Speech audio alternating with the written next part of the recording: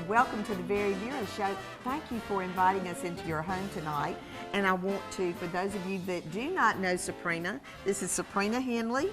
And she's not new to our audience. This is actually your third visit time with us. Thank you for having me. Well, we've had so many wonderful comments about the comparisons to all of our favorite foods and the way that you're making them lighter, committed to fitness, which is her motto. Yes.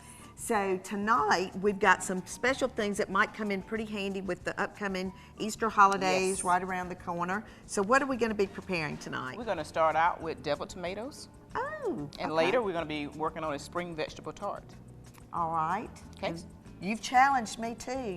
Oh yes. You know, she threw me under the bus with my strawberry layer cake, or my layer cake last time. So I have a surprise for you because you've taught me something. So I've been working really hard to come up with a light dessert.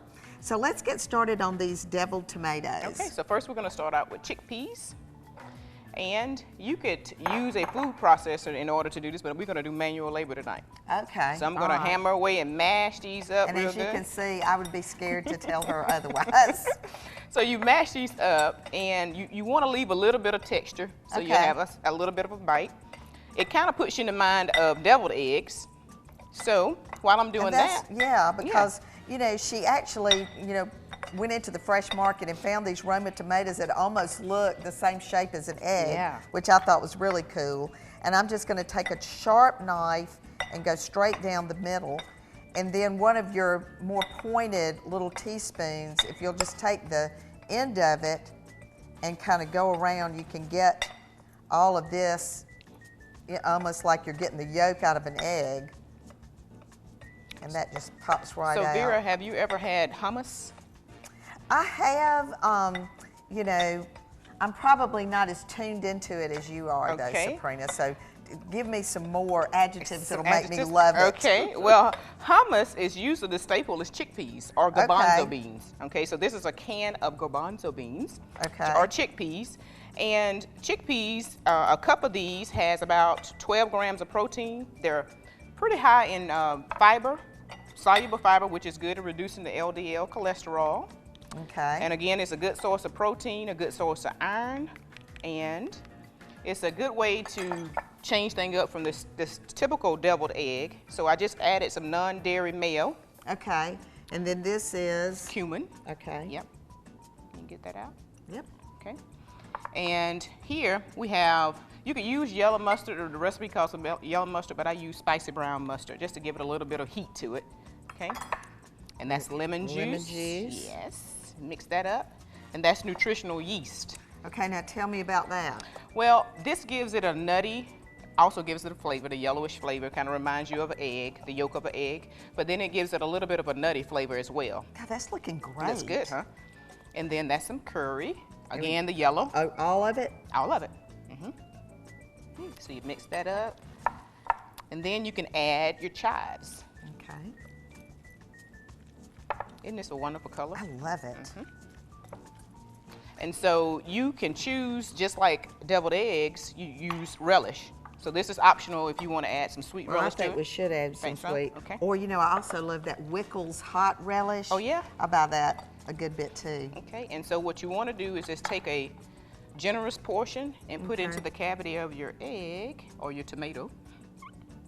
Oh, this is so cool. So where you've generally had your platter with the deviled eggs, now we're going to do the eggs in the little boats. And then you can choose to sprinkle with a little bit of that. Yep. Okay, let's do a couple of those. And you know, I did a show one time on the deviled eggs for this time of year, and just used like the alfalfa sprouts, almost like a nest to put under it. Yeah. So that turns out really great. See? All right, well now we've substituted deviled eggs for a stuffed tomato using something that's really chunky and wonderful. So come back with us after the break. We'll get started on this wonderful vegetable tart. Love this idea. Yes.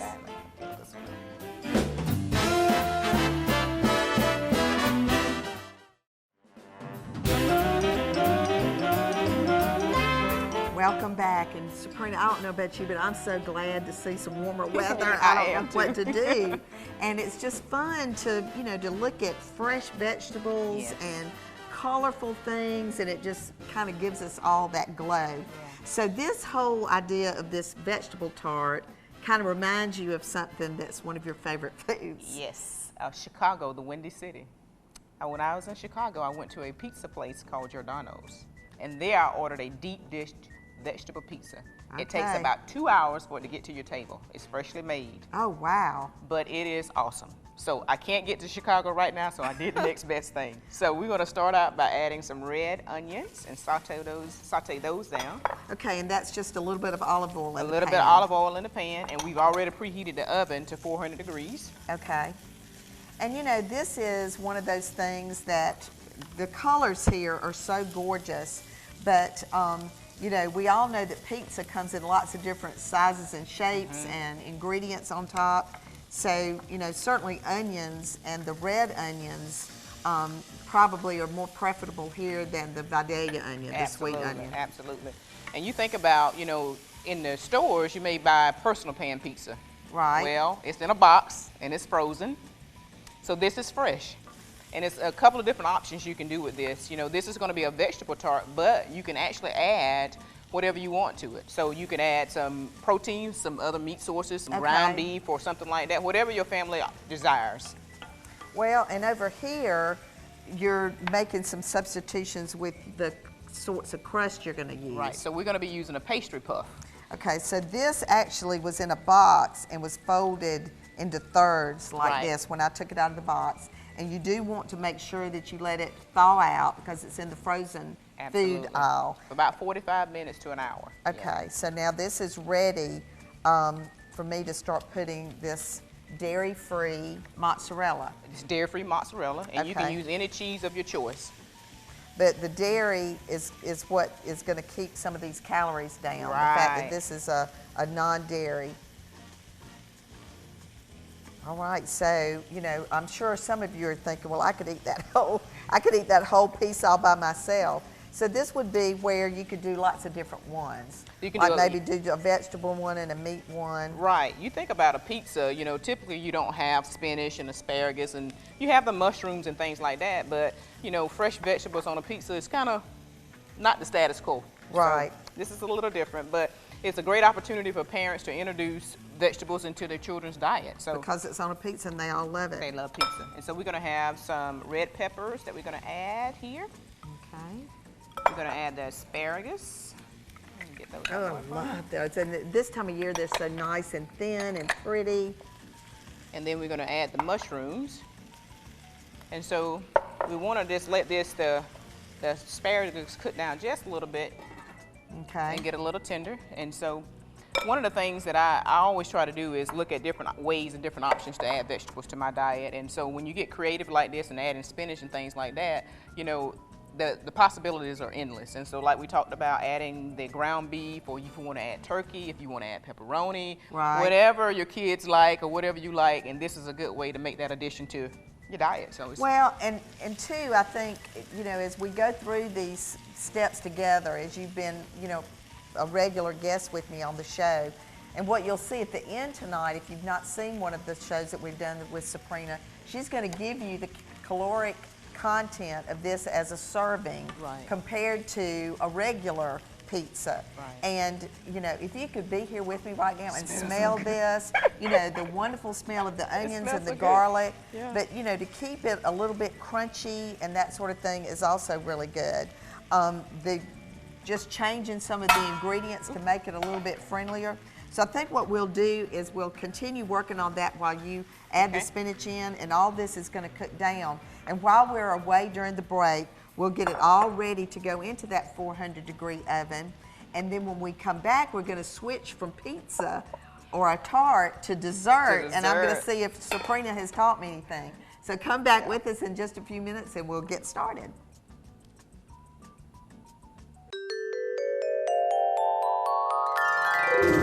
All right, we've just finished dinner, and I think I've cleaned up, but have I really cleaned up? You know, the sink and the disposal need to be cleaned from time to time too. And tonight would be the perfect night to take a little exercise and do that. If you've had a kind of a greasy meal, or if when you were scraping the plates, you know, there was gravies and other things that had oil or butter, it's always nice to take about a cup of cubed ice, put it down in the disposal, turn the cold water on, and then run it for just a few minutes and let that ice just blend up and get that grease out of there. Then, of course, you would love to get that really nice citrusy smell. So nothing better than orange, lemon, and lime just right down in that disposal. Again, you want to turn the cold water on, flip that switch to the disposal, and let that fragrance just go. Really good way to get it nice and clean. And then finally, from time to time, you want to pour a little Clorox just to get it good and sanitized.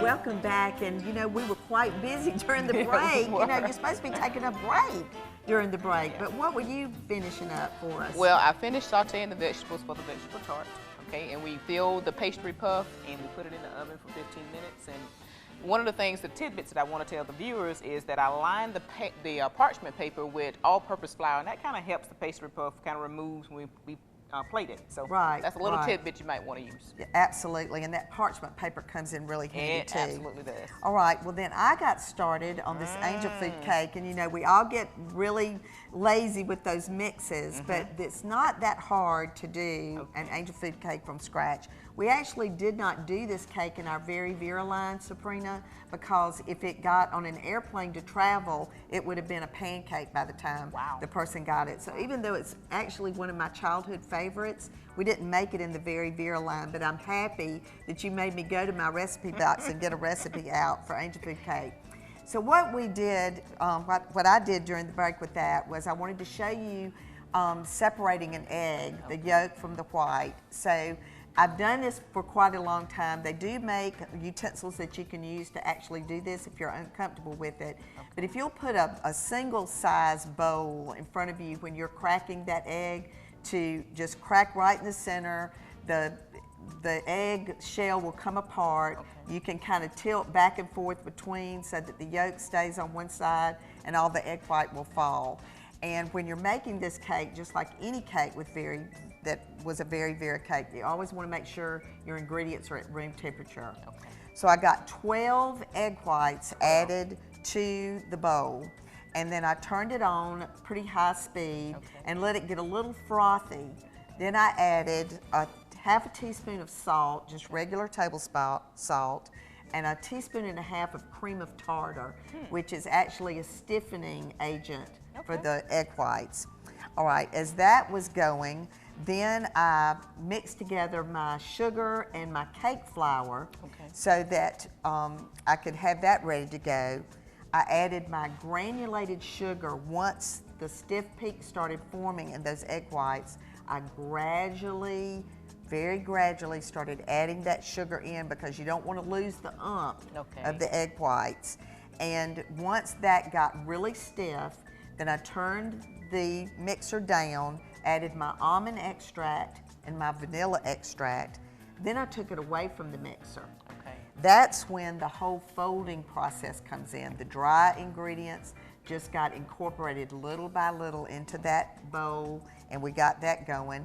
Put it into an ungreased tube pan, which separates, and into a 375-degree oven. All right, so it's like it's a lot of work. Okay, so now I'm going to get started on the one that I made ahead and show you how to ice it.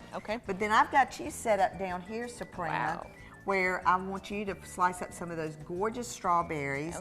And then I've done some angel food cupcakes that you can be icing while I get started on the icing for the cake. And while this is low-fat cream cheese, and so instead of using the butter and the heavy-duty cream cheese, I'm doing something a little bit lighter. Saving some of those calories. I'm learning. And then this is the cake that I made ahead. So I'm just going to take a serrated knife, and I'm just going to start and go straight through. And I'm just cutting these layers. So I'm going to have it's going to be a 3-layer cake. So how steady does your hand need to be on it? Well, pretty steady. Okay, so this is my bottom layer.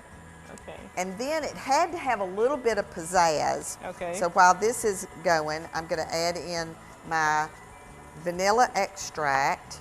Okay. And then I'll start gradually adding in my confectioner's sugar to that. So we're kind of multitasking.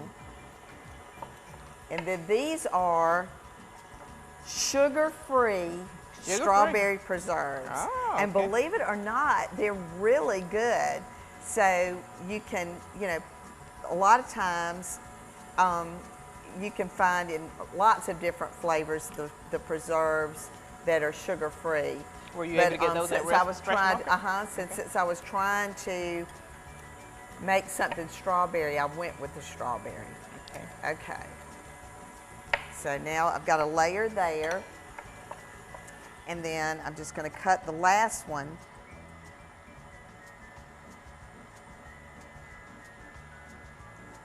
And this cake really, it turned out really well.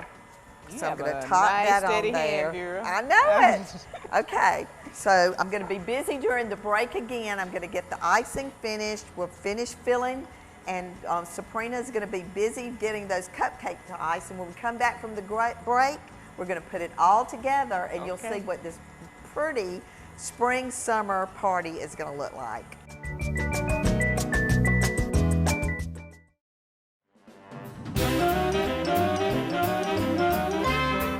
Sabrina, I think we've done what we said we were going to do tonight. It is quite a beautiful feast, a beautiful party presentation, quite the wow factor. And while we were away during the break, I finished the cake. I got the last layer on, put the strawberry preserves in the center, and then the icing, because it only uses the low-fat cream cheese, is a little bit looser than the butter and the regular cream cheese that I'm used to using at VeryVera. Saving on those calories. So it's a little bit more translucent. So my idea, the strawberries that you so beautifully sliced for us, I use those around the center just to kind of give it a garnish, and then around the center hole at the top. And then this is that awesome edible grass that Fresh Market carries this time of year. A lot of fun for the kids. It just really makes quite a pretty presentation. So why don't we now discuss the important facts about all of the things that you made tonight. Okay, well, you know, we did the deviled tomatoes, and so I'm comparing that to the traditional deviled egg. Okay. And as the viewers will see on the screen, these are going to have more calories than your traditional deviled egg. But one of the biggest components about this, and what's so beautiful about the deviled tomatoes, is that you're going to get the fiber with the chickpeas, you're going to get your protein, and you have fruit with the tomatoes. Okay, so from a vegetarian standpoint, that's the perfect dish to serve. Perfect dish for a vegetarian. Okay, well, it just looks beautiful. And then look at the tart. Wow, and the spring vegetable tart, this is a winner as well. You can compare this to a personal pan pizza that you would find in your frozen food section at the grocery store. Obviously, one of the biggest key components is that you can make it fresh at home. You can add fruits, the vegetables to it, and also you're going to be saving on your fats and your calories overall. Well, and you know, the crust is thin when it bakes. I mean, if you wanted to kind of leave off, if you wanted to make it even lighter, just leave off that great big piece. And then look what a great job you did on the cupcakes. And they look so pretty here. And I wanted to actually slice into, you know, the cake that I did so we could see how the filling turned out and all of that. So let's see what we've got there. Oh my gosh, that looks so nice. Looks like a strawberry shortcake. Wow, very. I may have to lick my fingers. Did a great job. I am very proud of you. Okay, so tell them the good news about the difference between this and everybody's favorite strawberry layer. Well, as you know, the viewers will see on the screen, you can't go wrong with an angel food cake. So I think you just knocked it out the park with that, right? Oh, that's so pretty. So you saved on sugar, you saved on fats, and you saved on overall calories compared to your traditional strawberry cake. You know, and it's just a beautiful dessert. And for the most part, most of our meals are heavier anyway. So, you know, I'm always looking for a lighter side of a dessert, and I've kind of forgotten about the angel food cake. So you brought me back around full circle because that was actually a family favorite. I just never really got to make it that much in my business. Well, you get an A+. Oh, thank you. I'm so happy. You've taught me quite a bit. So as you can see, Sabrina continues to guide us and direct us on things that make being committed to fitness fun, easy, and nutritious. And I want you to reach out to her at SabrinaHenley.com. It's on the screen. if she can help you in any way with any of your fitness needs or any of your nutrition concerns. And then I certainly want to point out to Brent and John at Flowers on Broad. I absolutely adored the arrangements tonight. That is the sweetest thing I have ever seen with the birds in it. And then Three Monkeys just threw in one of these darling, you know, kitchen towels at this time of year is so wonderful. A great little thank you gift if you're invited to someone's home is something like this that you might not buy for yourself. So as you can see, a wonderful spring, summer extravaganza. Keep watching because Sabrina's going to be back with us again in May to do something else that'll get us into summer. And I might have to bring my guns to the next gun show, Sabrina. Let's see what you're going to outdo me on that. But remember, no matter what you do, do it in good taste. And I just continue to appreciate your involvement with the show. Come back and join us next week for another episode of the VeryVera Show.